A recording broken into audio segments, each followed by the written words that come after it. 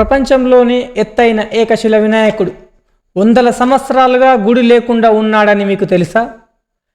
ఈ వినాయకుడి చరిత్ర ఏమిటి? ఎందుకు ఇప్పటివరకు గుడి నిర్మించలేదు? ఇప్పుడు ఆలయ నిర్మాణం ఎలా జరగబోతుంది?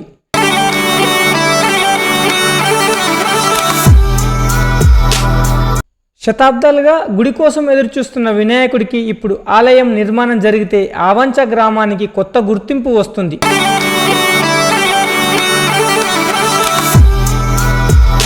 ఎవరైనా ఒక మంచి కార్యక్రమాన్ని ప్రారంభించేటప్పుడు ఎలాంటి అవరోధాలు, ఇబ్బందులు, కష్టాలు రాకుండా ఉండాలని ముందుగా వినాయకునికి పూజించడం భారతీయ సంస్కృతిలో ఆనవాయితీ.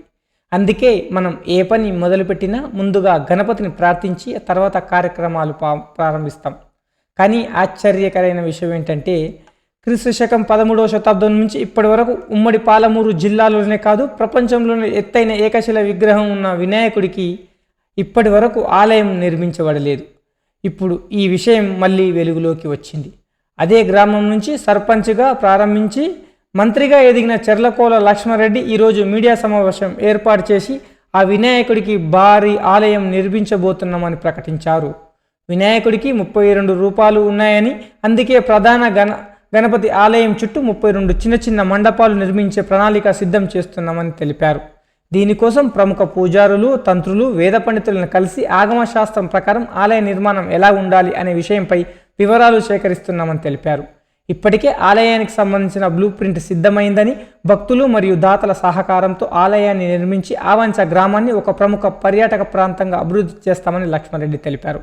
అయితే ఎన్నో సంవత్సరాలుగా వెంకటేశ్వర హెచ్చరీస్ అనే కంపెనీ ఆలయ అభివృద్ధి చేస్తామని ఒక ట్రస్ట్ ఏర్పాటు చేసి కాలయాపన చేస్తున్నారని, ఇప్పుడు వారితో మాట్లాడి అదే ప్రాంగణంలో ఆలయ నిర్మాణానికి గ్రామస్తులందరం కలిసి సిద్ధమయ్యామని లక్ష్మారెడ్డి తెలిపారు.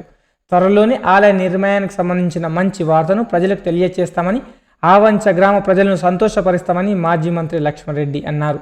ఈ సందర్భంగా మీడియా సమావేశంలో మాజీ మంత్రి లక్ష్మారెడ్డి గుడి గురించి ఏం మాట్లాడారో మీరే వినండి.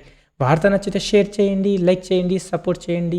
ఆవంచ గ్రామంలో దేశంలోనే ఎక్కడ లేనటువంటి విధంగా పెద్ద 25 అడుగుల ఎత్తు గల వినాయక విగ్రహం ఉంది. ఏకశిల విగ్రహం. ఐశ్వర్య గణపతి అని పేరు. మీరు నెట్ల కొడితే కూడా ఐశ్వర్య గణపతి అంటే వస్తుంది. ఆ వినాయకుని విజిట్ చేయడానికి చాలా ప్రాంతాల నుంచి, వేరే జిల్లాల నుంచి, హైదరాబాద్ నుంచి, వేరే రాష్ట్రాల నుంచి కూడా చాలామంది వచ్చిపోతున్నారు. మీరు అందరూ కూడా ఒకసారి పోదాం, మనందరం పోదాం, ఒకసారి చూసి ఆ ఆలయాన్ని నిర్మాణం చేయడానికి ఆలోచన చేస్తా ఉన్నాం. అది చాలా పెద్ద ఎత్తున ఖర్చుతో కూడుకున్న పని.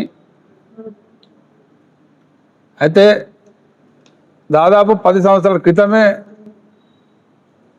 ఆ వినాయకుడిని ఇక్కడ చెట్ల మధ్యన పొలాల్లో ఉంటే బయటికి తీసి ఆ పొలాలు, పట్ట పొలాలు ఉంటే ఆ పొలాలు, ఆ ల్యాండ్ని కూడా కొనడం జరిగింది ట్రస్ట్ ద్వారా. అంటే ఆ టైంలోనే వెంకటేశ్వర ఆసరీస్ వాళ్ళని వచ్చి మేము అప్పటికి ప్లాన్ చేసినాం టెంపుల్ స్టార్ట్ చేద్దామని.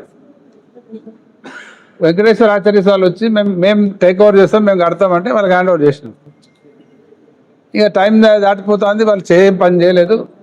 ఇక వాళ్ళతో కాదని వాళ్ళతో మాట్లాడుతున్నాం. దాన్ని మేమే స్వయంగా నేను ముందుండి ఆలయాన్ని నిర్మాణం చేయడానికి ఆలోచన చేస్తూ ఉన్నాం. అయితే ఆ వినాయకుడు పెద్ద 25 అడుగులు ఎత్తుంది కాబట్టి దానికి ఎట్లా ఆలయాన్ని నిర్మించాలి, పైన ఓపెన్ పెట్టాలన్నా, ఏ రకంగా ఉండాలి అని ఆ నిపుణులతో మాట్లాడుతూ ఉన్నాం, స్థపతులతో మాట్లాడుతూ ఉన్నాం. దాంతోపాటు నేను ఒక ఆలోచన చేయడం జరిగింది. అందరితో ఆలోచన చేసిన తర్వాత ఆ పెద్ద విగ్రహంకి ఆలయంతో పాటు, గుడితో పాటు చుట్టూ 32 చిన్న టెంపుల్స్, అంటే వినాయకునివి 32 రూపాలు ఉంటాయి. 32 ఆలయాలు నిర్మించడానికి 10 సంవత్సరాల క్రితం మొత్తం ప్లాన్స్ రెడీ చేసినాం. అది కొంత డిలే అయింది. ఇప్పుడు మళ్ళీ దాన్ని టేక్అవుట్ చేస్తున్నాం. త్వరలోనే ఆలయాన్ని నిర్మించడం జరుగుతుంది.